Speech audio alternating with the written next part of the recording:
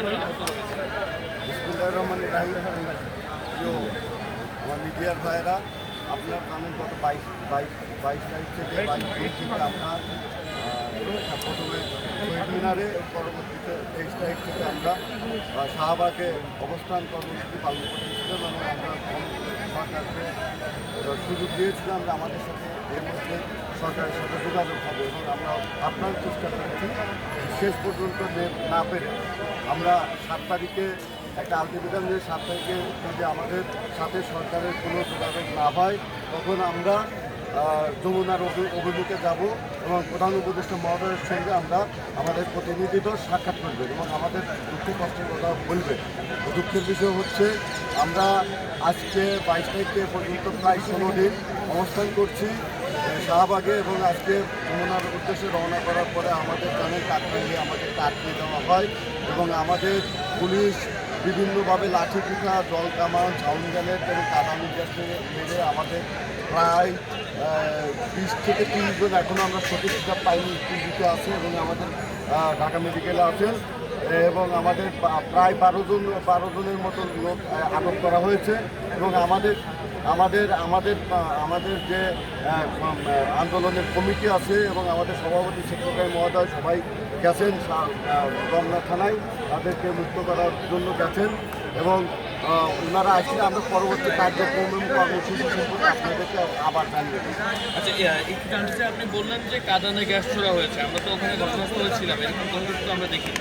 হ্যাঁ, sound grenade মারা হয়েছে, পানি গরম পানি হয়েছে, লাঠিচার্জ করছেন এবং আমাদের অনেক লোক আহত হয়েছে।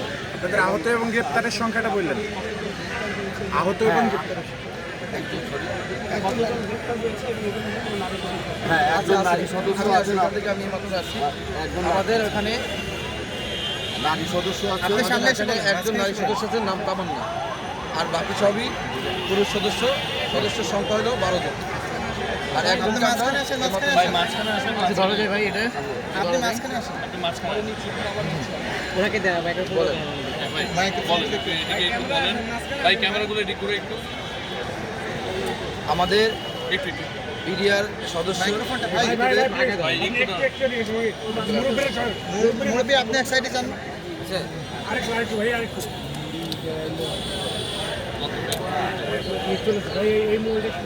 ঠিক আছে, ওকে যাই। আমাদের যমুনা কর্মসূচিতে যেভাবে পুলিশ আমাদের tear shell, grenade, sound grenade, এমনকি পানি মার্কেট আপনারা দেখছেন, ওখান থেকে আমাদের সচেতন ও নিরপরাধ বিডিআর সদস্য মোট 12 জনকে তারা আটক করে। একজন সেখানে আমাদের বিডিআর সন্তান রয়েছে, নাম তামান্না, আর বাকি 11 জন পুরুষ বিডিআর জওয়ান। আর একজনকে আমাদের হার্টের সমস্যা ব্লক, তাকে আমরা অনুনয় করে সেখান থেকে নিয়ে আসি, কিন্তু সে চিকিৎসাধীন অবস্থায় হাসপাতালে রয়েছে। এবং তার একটি ফোন ছিল, ফোনটিও তারা পুলিশ ক্যারি করছে। এটা আমরা যে কোনো আমাদের মাধ্যমে আমরা পুলিশটা হাতে পেয়েছি। আর 12 জন সদস্যকে এখন আমরা তারা থানায় নিয়ে আসে না, তার কোর্টে চালান করে দিয়েছে। সেখান থেকে আমি এইমাত্র আসলাম, যে আসলে তাদেরকে সিএম করে চালান করছি।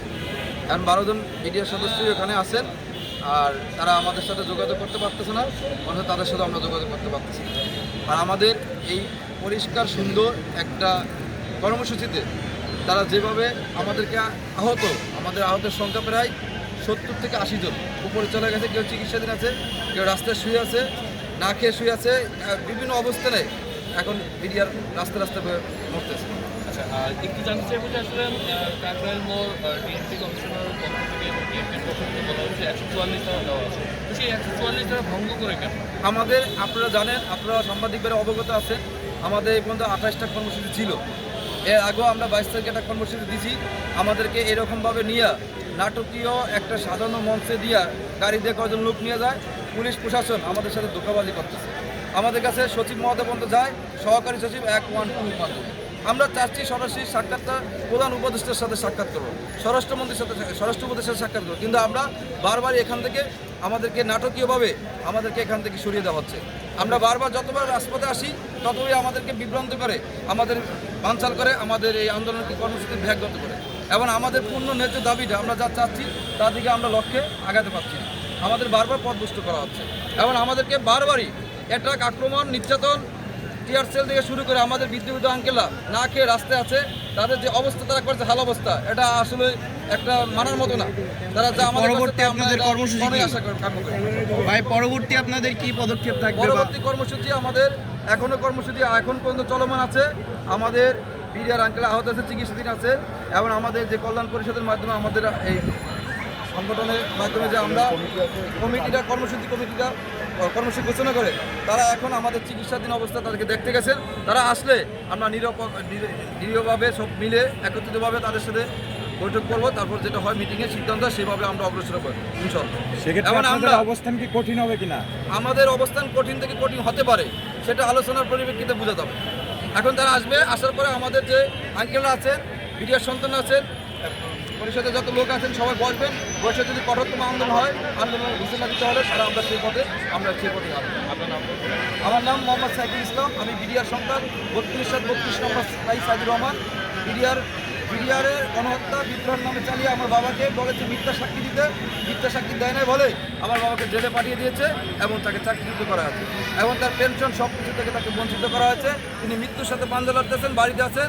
আমি তার পক্ষ থেকে বিডিআর সন্তান, তার অধিকার আদায়ের, তার সম্মান আদায়ের পথে জন্য এই রাজপথে আজকে এসেছি। আমার বিডিআর আঙ্কেলের কাঁধে কাঁধ মিলিয়ে এই আন্দোলনে যোগদান করেছি।